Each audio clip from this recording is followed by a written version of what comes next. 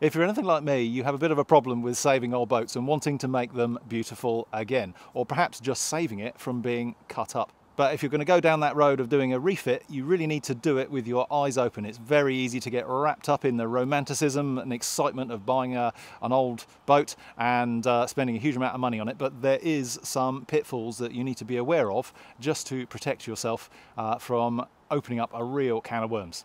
So for work, sometimes I get asked to look at refit projects for clients that are interested in taking on a project, and I'll go and have a look at those boats. And sometimes it's yeah, absolutely, that's absolutely fine. Go ahead with that boat as long as you can buy it at the right price, then it's a good project.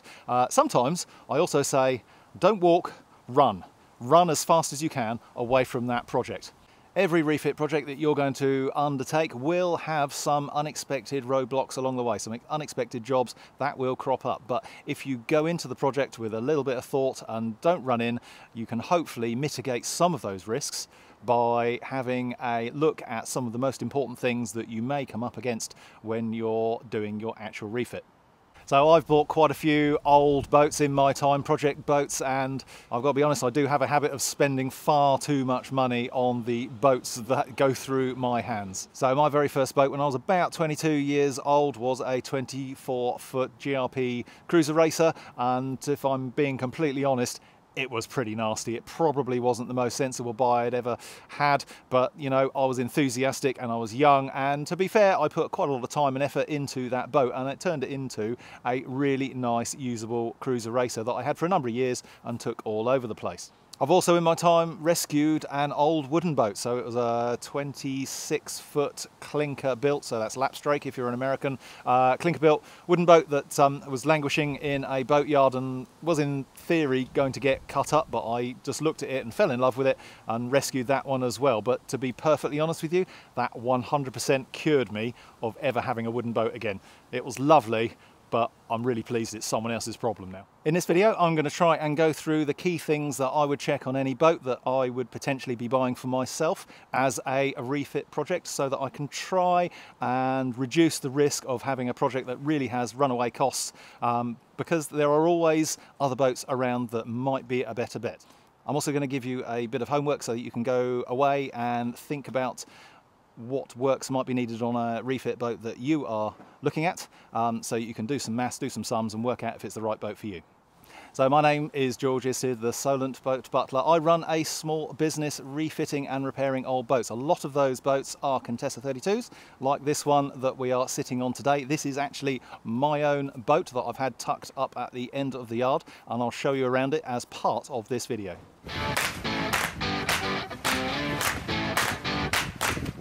So in this video, I'm going to be using this 1973 Contessa 32 as an example of the things to look at. I saved this boat from potentially being cut up. It was based in a farm a little bit up country from here, and I brought it back, but I'm going to go into that in a bit more detail at some point. But this boat is potentially available to a viewer. If you're interested in a refit project, then I'm very happy to have a conversation about this boat and talk about what it needs, what it doesn't need, and what you may wish to buy it for. So before we get into my thoughts on what you might want to look at if you're doing a refit project, if you've done a refit before, you may have some pretty good ideas on the sort of things that are important to you. So I'd be interested to hear your thoughts. Maybe put a note in the comments below and let me know what the most important things are for you as a buyer if you're doing it for a second or a third or potentially a fourth time.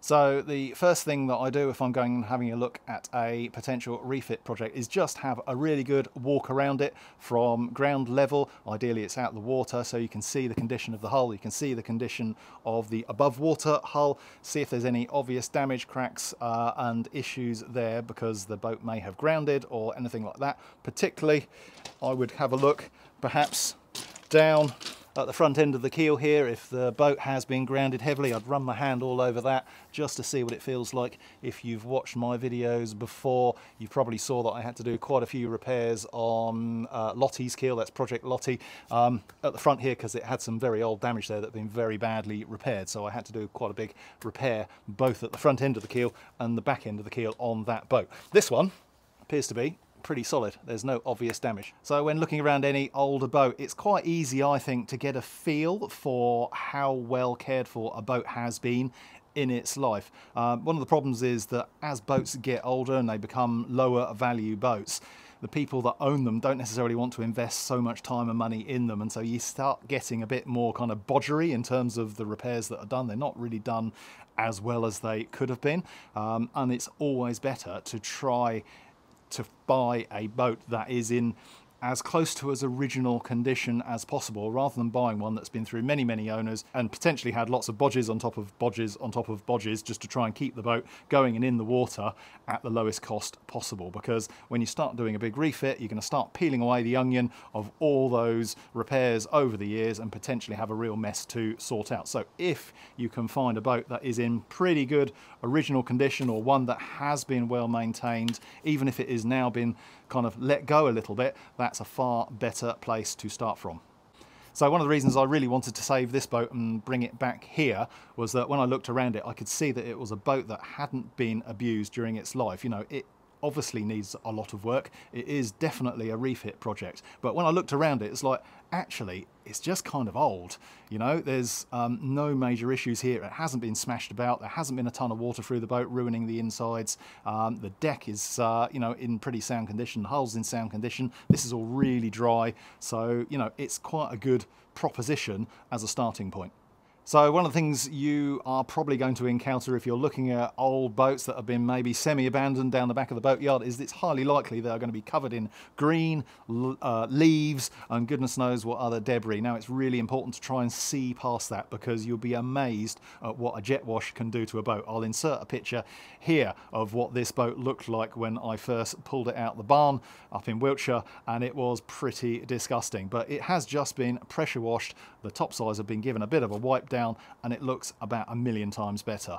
But of course, that dirt and dust and debris could be hiding issues underneath. So if you get the opportunity to get it sort of semi-clean before you can have a look at it, or at least sort of try and move leaves around just to see what's going on underneath there, that's going to give you a good idea of what maybe the deck and the cockpit and other things look like underneath all that dirt.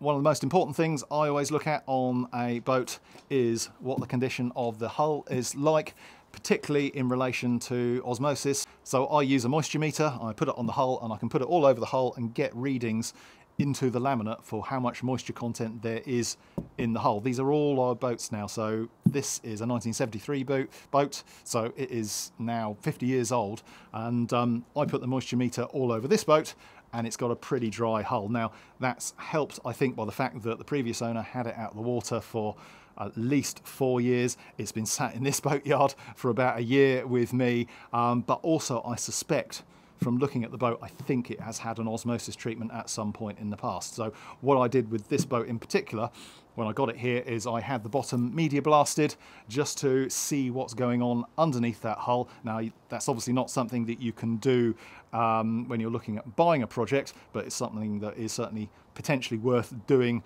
once you take on a project, just to see what's going on underneath and see if there's any blisters there, see if there's any other problems. So as well as putting a moisture meter on the hull, I'm aware that not everyone has one of those. The other thing is to look for obvious blistering. So on the Project Lottie videos, if you've been watching those, when that boat first turned up with me, it was absolutely covered in blisters, and the owner really wasn't aware of the fact that it has an osmotic blistering problem, and I had to do a full osmosis treatment on the bottom of that boat. Now, this one, really dry, no blisters whatsoever, and is looking really good.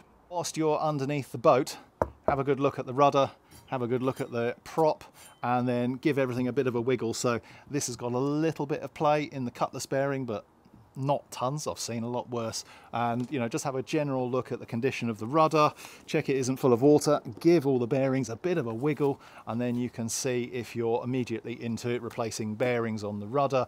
I mean, these are not massive things, and it might be worth replacing them just as part of the refit project, but if you've had a look, then you've got an idea of where you're starting from. So whilst I'm climbing up the ladder, obviously I can have a look at the top sides. The top sides on this have been painted at some point in the past. Now, I know this isn't necessarily everyone's potential choice of colour. It probably wouldn't be mine. It's a very 1970s colour. But looking around the boat, you can kind of eyeball, you can look down the sides of the boat and you can just see if there's any kind of major distortions or anything like that as you look around the shape of the boat. And this one again kind of looks all good, but sometimes once you get up close you can see like star crazing or potentially old damage that may have been covered up with paint. But on this one, when I've looked around it, I've not seen any major issues. There are dings and scratches in the paint, but because, you know, it's an old boat, but it's pretty sound by the looks of it. So we're up on deck now, and what I will always do is I will have a good walk around the deck and I kind of bounce around a little bit just to see if the deck is flexing in any way. These boats do not have a chord deck, so if you're buying a Jeremy Rogers Contessa 32, it is solid laminate. There's no balsa core to worry about, but if you're looking at other boats, wet balsa in the deck core can be an issue, particularly on older boats, so that is well worth kind of having a look out for. But you know, have a good bounce around. If it's solid laminate like this, it will flex a little bit, that's perfectly normal, but if you're starting to hear horrible creaks, horrible groans, lots of movement, then you potentially got a problem with the core that might need dealing with, or there's some other structural issue in the deck. The other thing is to just have a general look around, look at the stanchion bases, look at the U-bolts, which are probably just off camera, for the rigging to go down to, cap shroud U-bolts, lower U-bolts, there's one that's been taken out there, just to see if there's any kind of crazing, cracking or movement around any of those fixings. Same up at the bow for the stem head fitting and the fittings at the back of the boat, at the stern of the boat for the backstay. The other thing I like to do is just have a really good look at the quality of the deck, whether it's been painted or whether it's original gel coat. So this is original gel coat with the original moulded in non-slip, and it's really nice to see that it hasn't been kind of worn away with years and years of abuse. So this one is looking pretty good. Other boats that are of this sort of age are highly likely to have painted decks, or at least painted non-slip. Now that's not an issue, it's very easy to repaint over non-slip with a minimum amount of prep, but it's also quite nice if you want to keep the boat kind of original to have this kind of original non-slip that's still on the boat. The next thing I'll be wanting to look at whilst I'm on deck is the quality of the windows. So these boats originally had aluminium framed but with glass in the middle windows, and these have been replaced at some point. I can tell they're not original, but it's worth checking to see what they kind of look like. Just check the seal between the glass and the frame if possible, just to see what sort of condition that is in. You can get these rebuilt. I often do get them rebuilt. It's not hugely expensive, but if you're into getting new window frames themselves, that does start kind of adding up in terms of the costs that you're going to have to put into your project. Same as the windows, it's worth having a look at the hatches. So again, this hatch has been replaced at some point on this boat. It's fairly crazed, but it's quite nice that it has a new hatch, and potentially as part of the refit you might want to take this acrylic out, have a new one made and pop it back in. So these are kind of serviceable items, or you may want to swap it out and just have a newer style, maybe a lower profile style hatch. But you know, there's no need to go crazy on it. Actually, this is sound. I don't think this is going to break. You could just ignore this and carry on with the refit and spend your money elsewhere. The next thing I would want to look at is the deck gear. So on this boat, it has all the original winches here. Now, I've got to be honest, these Lumar 40s are probably a little bit on the small side. I know lots of people do sail these boats with Lumar 40s still on the primary winches, but most people actually nowadays upgrade them not only to self-tailors, but also to slightly bigger winches. But if you're looking at a refit project, these are pretty expensive, so you could be looking at £1,000 each for each primary winch, so 2,000 for a pair of primary winches. So you're also going to want to look at the main sheet traveller. In the case of this boat, it's original. It all appears to work, but that can be quite a nice upgrade potentially if you're looking to upgrade the systems on your boat. And the same deal, this has got the original pin stop Genoa cars. They appear to work, but one of the nice upgrades that people do like doing on these boats is to go for lower friction towed Genoa cars. It's not essential, but if you're looking at doing some racing, that can be quite a nice upgrade potentially to do. But of course, all those things add up. So if you're trying to tot up what sort of money you're going to have to put into a boat that you're looking to refit, all these things need to get added to the list. Now, those might be a nice to have for 3 or 4 or 5 years down the line. They are not essential to get this boat on the water. Likewise, replacing these, it's not essential to get this boat on the water, but it depends what your plans are. If you're planning to do solo or short-handed sailing, then upgrading these to self-tailors would be certainly on my list if I was doing this boat for myself. So we're inside the boat here now, and it's always worth having a good look at all the woodwork and the general condition to see what it is like. In the case of this boat, and again, it's one of the reasons why I really wanted to save it, all the woodwork is in really nice condition. Yes, it could do with stripping and revarnishing, but it isn't damaged, it hasn't been bashed about with, and if you're looking at a refit project, then I would say it is well worth trying to find a boat that does have quite nice interior woodwork if possible. There are things you can do if it's been let go. You can paint them white, you can sort of brighten them up. Paint's a very, very easy way of doing it, but I think one of the real pleasures of having a boat like this is it does have this lovely solid wood interior, and if you can keep that, it's what makes the boat feel really nice and cozy when you're off anchored somewhere. Now, one of the wonderful things about the world that we live in now is we have this thing called the internet, which didn't exist when I was younger because I'm a bit of an old fart. But the amazing thing is you can now go online and do a lot of research from the comfort of your office or your home to look at all the common problems that might come up with a particular class of boat that you are looking at. And that allows you to be a little bit forewarned and forearmed on what things to look for when you go and have a look at your project boat. So one of the issues that you have with Contessas, particularly if they're the original build boats from the 70s, is that under the floor it had a GRP water tank. So that was fitted just above the keel, but under the floor, not very easy to get to. And being GRP with fresh water in it, it got osmosis. And unfortunately, that makes your water taste a little bit funny. And if you're like me, you love a cup of tea in the morning and many cups of tea during the day, you really don't want your tea being tainted with slightly osmotic, horrible water in the morning. This boat, very fortunately, has had a new stainless steel water tank fitted under the floor, although I say under the floor because the floor hasn't yet been reinstated. But the previous owner to this boat decided to take the old tank out. He's put the new water tank in, he's glassed it all over, he's got the floor bearers in, but he hasn't quite got around to putting the new floor on, and I've bought it in this state where it's kind of ready to have the floor put in, the steps put in, and it just be all finished off. Other things that you might want to look at, particularly on a Contessa, is have a good tap around the secondary bonding that goes between the bulkheads and the hull. So you might want to open up this locker in particular down there, get a small hammer or the end of a screwdriver and have a good tap around and see if you can hear what sounds like any kind of hollow laminate. You can tell the difference quite markedly between laminate that is still well stuck to the hull and the bulkhead and laminate that has started pulling away. Now, I've had a tap around on this boat, it looks pretty good, but it's quite common on these boats to find a little bit of detachment of the laminate down there and in a few other places, and I've got a boat turning up fairly soon, I think, actually, where I've got to grind out and relaminate some of the internal structure that's just started pulling away because it's had a slightly harder life than perhaps this one has. But that's where the internet is great, because you can go off, someone will have asked before on some internet forum or on Facebook, oh, I'm about to buy a Westerly Storm or a Contessa 32 or a who knows what other boats are out there, hundreds of them. But someone will have asked the question before, what sort of things should I look for? And there'll be some helpful owner that will have answered the question. So it's really worth doing that internet search just to see what kind of top 3, top 5 things are that are kind of known weak points for the boats that you are looking at buying.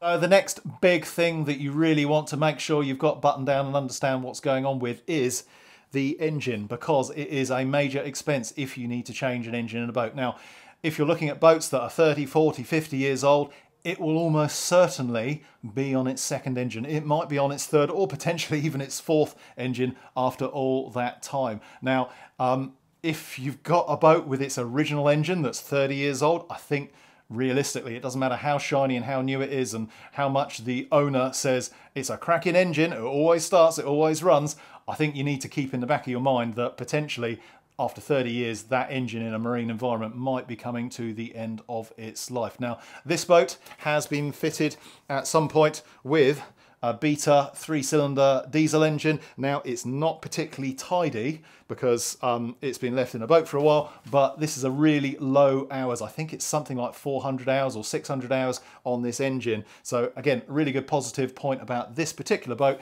is it's got a new modern diesel engine in it. Yes, it could do with a tidy up, but I suspect if I put some fresh fuel in that, attach the battery, press the button, it would just start and go.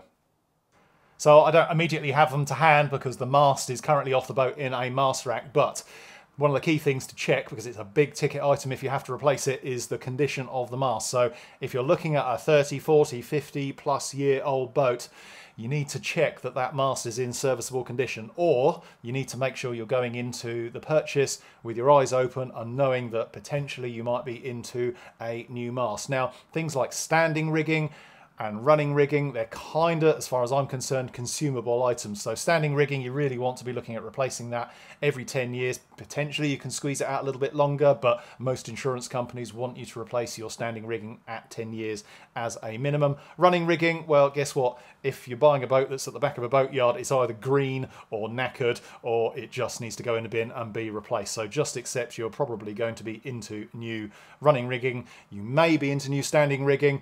Potentially check that mast out for corrosion. Now, in the case of this boat, when I got the boat brought down to the boatyard where I generally work, I got my friendly rigger to give the mast on this boat a really good once over, because I condemned, unfortunately, the mast on Lottie. It was repairable, but it wasn't worth repairing because of the amount of cost that was going to be involved in it. But fortunately on this boat, I got my rigger to have a look at it, and he kind of said, actually, it's not bad. Yes, it is the original mast. Yes, it is 50 years old. Yes, there are some bits and pieces that do need doing on it just to make sure it is going to be usable, but there's no reason necessarily to change it. So with a minimal amount of spend, you're going to have the original rig be able to go back into this boat if you so choose. Related to mast and rigging is, of course, the sails. So if you're buying an older boat, you would hope that it comes with some sails and you would hope that they would be usable. Again, you kind of have to think about sails to some extent as a consumable item. Yes, they can last a fairly long time, but if you're buying an old boat, you really want to see if those sails are going to be usable and factor the cost of new sails in if those sails have reached the end of their life. So one of the things you can do if you're fortunate enough to buy a boat which is potentially part of a racing class, or it's a well-known boat and there's lots of them around, is sometimes you can go away and buy really good second-hand sails. So in the case of the Contessa 32 class, there's lots of boats that race these things. There's lots of people that race these things, and they will buy new sails, and their cast-offs from 2-season-old sails may go up for sale for quite a reasonable price. So you can potentially go and buy yourself some pretty good used sails and go off and use those to save you the cost of buying new ones. This particular boat, when I bought it, I did get given some sails, so it comes with a mainsail, a genoa, and I think a spinnaker, and they look kind of okay. I've opened the bags up and kind of peeked in and felt the material, and it seems kind of usable. I haven't pulled them all out, but there's certainly some sails that come with it, and it would be up to whoever buys the boat to decide if they are suitable for a season or two or longer, or whether they want to invest in new ones. I'm obviously sat at the chart table. Normally, under my bottom would be some batteries, battery switches, and all the electrical system. There would normally be a switch panel here, but you can see it's all been removed. Now, you're going to want to have a look at what sort of electrical system is in place on any boat that you might be looking to buy. It may be that after 30, 40, 50 years, that actually you're better off, rather than trying to make old stuff work, ripping out and replacing it and starting it fresh, because you know that you've got a system that you can rely on when you go sailing. In the case of this boat, that's exactly what has happened. So the previous owner who has started the refit has pulled all the electronics and electrical stuff out of this boat, so it's kind of a clean slate to get started and rewire. Related to the electrical system is, of course, the electronics that you might want to have on board. Now, again, that's completely up to you in terms of what sort of sailing you are going to be doing and what sort of instrumentation you might want to have. The boat that you're looking at may or may not have older instrumentation that may or may not work, but if you're into replacing all of that stuff, then there is obviously a cost involved in that. But that cost can be quite small, or it can be huge. It really does depend on what you are going to be doing with your boat and how keen you are to have the latest gizmos. Now, in this boat, there is some old instrumentation on it, but frankly, I think it all needs to go in the bin. There's different manufacturers instruments on the boat.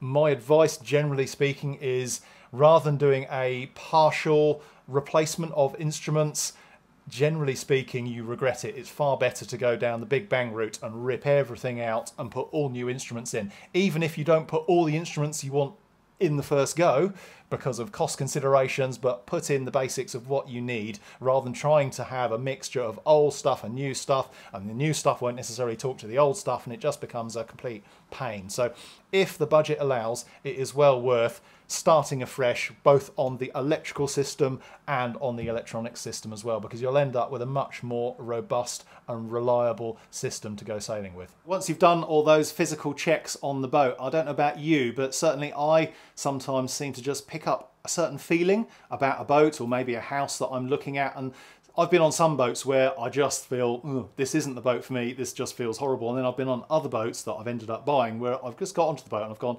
do you know what, it's got a really nice, happy vibe. This just feels like a boat that has been well looked after by other people and enjoyed by other people. And it's the sort of boat that actually I can see myself sailing. Now, I'm not a particularly woo-woo sort of person, but I do feel as though there is some energy sometimes that is left in buildings, in boats, in cars that you kind of pick up on. And certainly I feel as though I do when I get onto a boat. I can just tell whether it's been a happy boat or a sad boat, whether it's been loved or whether it's been abused in its lifetime. And that's, again, one of the things I got on this boat, and it just felt like a nice boat. Someone's obviously looked after this. It kind of, you know, it's old, it's a little bit shabby, but you can get on it and go, do you know what? It just needs a little bit of love to bring it back. And this will be a really happy boat to use again. Whilst you've been walking around the boat, below the boat, on deck, inside, hopefully you've been making a few notes about all the things that you potentially need to do, and that then allows you to go away and do your homework. So, you know, if you do need to go, right, well, the mast looks okay, but I'm going to need new standing rigging and running rigging, you can speak to a rigger and get a price for doing that. If you're going to be into new electronics, new electrical system, you can start working out time and cost for all of those things. Same with windows, same with hatches, same with sails, same for water tank, same for all of those things. So, you know, that's where the homework bit comes into it. So you can really go into a project knowing what you're going to be letting yourself in for. These projects generally do have unknowns. When you get into a project, you will, once you start unpeeling that onion, you will find things that need doing that you didn't realize that you had to do at the start. But if you can go into it with your eyes open, with that list, and with a fairly good but maybe rough idea of what sort of costs you're going to be going into the project with, then you're going to end up with a much better outcome at the other end. So hopefully you found this video interesting. If you've learnt something, or if you just enjoyed looking around this boat with me, then maybe you could do me a little favour. There's a like button, there's a thumbs up button down below. If you could smash that, that really does help me grow the channel. Same deal with the subscribe button. If you haven't subscribed to this channel, I do all sorts of different sort of works around the refit projects that I get involved in for work, and also the sailing I do. If you hit that subscribe button, then you'll be able to follow my adventures as we go forward on this channel. Lastly, I just want to send a big thank you to those people that donate to Refit and Sail just to help keep the lights on. It helps pay for things like cameras, microphones, lights, and all that sort of good stuff. There's a link down in the description below where you can buy me a beer, or two, or three. And in reality, yes, that does sometimes go towards beer, but more often than not, it goes towards the costs that I have to incur to run this channel. So if you have donated, thank you very much. If you'd like to donate, that makes you a super awesome viewer. So let's talk about this particular boat just for a minute, because as I said earlier, this boat is potentially available. So this was owned by a gentleman who bought it with the intention of doing a full refit and then going off sailing in her. But he also, at the same time, did that silly thing, and he started a business which then also took off and started taking up lots of his time. So unfortunately, he ran out of time to just get on with this project. He's done some works through the boat, but there's still quite a lot to be done. I helped him in the very early stages of him buying this boat. I did a little bit of consultancy for him, just talking about the different things that he might want to do. And then after a number of years of him finally realizing that he's not going to get this boat done, he contacted me and said, George, do you know anyone that wants to buy my boat? Or would you consider taking it on yourself? It'd be really, really nice if it was finished. I know he was very keen for me to finish it and potentially go and use it, or potentially find a client that wanted me to refit it for them. So I went and had a look at it slightly reluctantly because I didn't need another project boat, but I'm also a massive softie for these Contessas, and as you can see, I ended up buying it. So it didn't cost me a lot, but I think the main thing was that it has been saved. At one stage he was talking about potentially cutting it up and disposing of this boat, and as you've seen, this boat is way too nice and way too good to be cut up. It would have been a massive loss. So when he mentioned that, it was just like, no, sorry, I'm going to have this boat then, that's fine. So I collected the boat, I bought it, I've collected it, put it onto a low loader and brought it down to the boatyard where I'm normally based.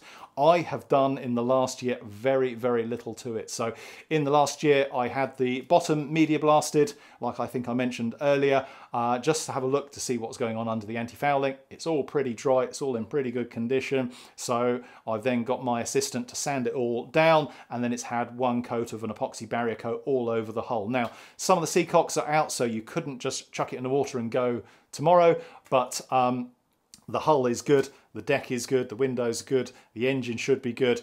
There is still a lot of work to be done though. The previous owner pulled the heads compartment completely out, so it's a completely bare space, just the other side of this bulkhead.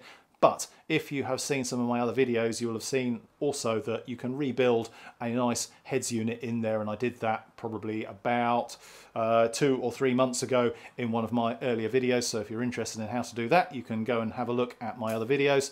Up in the bow, he started doing some side linings, and that kind of all needs finishing. There is a brand new holding tank up there that will obviously come with the boat, and there's a whole bunch of other spares that will come with the boat as well. So for example, all the rigging U-bolts on this boat, as far as I can tell, are original, but supplied with this boat in a box will be a complete set of new rigging U-bolts from Jeremy Rogers Limited that were bought by the previous owner. I've got hold of them because they go with the boat, and they will go to whoever ends up buying it.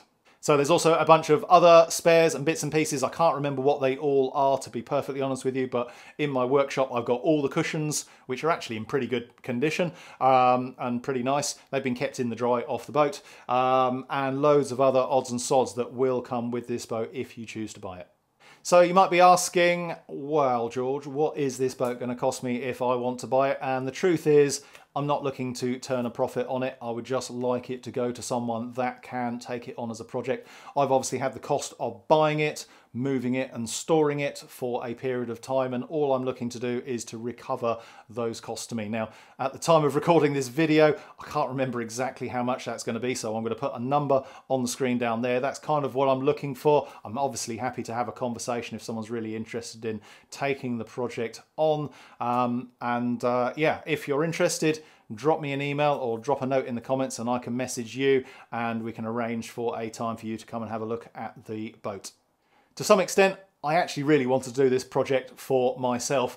I bought it thinking this is going to be a really nice boat to do a full refit on, because you're going to end up with something really, really nice. And, you know, yes, it does need some money put into it. How much money you need to put into it is entirely up to you in terms of what level you want to get it to.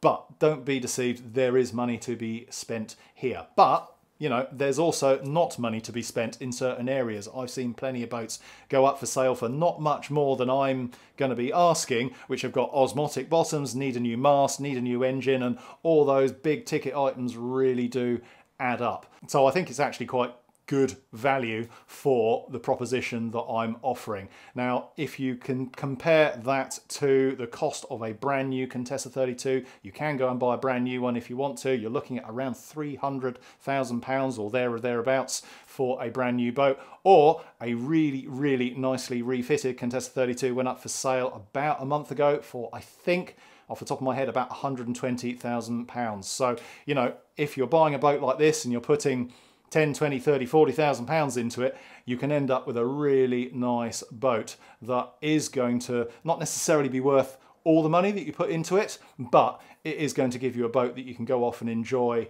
and these boats do hold their value going forward. So having shown you this boat, and it may be that you've seen some of my other videos, hopefully I've whetted your appetite a little bit for maybe taking on a refit project of your own. If you're interested in some of the works that are involved in refitting a boat, then it's worth hitting the subscribe and the like button. Go and have a look at my other videos and it will show you a whole bunch of different works that I've done on different Contessa 32s and other boats as well, and it will give you a bit more of a flavour of the sort of things that you might need to get involved in, particularly the videos that are hopefully on the screen now. Thank you very much for watching. I really appreciate it. I'll see you next time. Bye bye for now.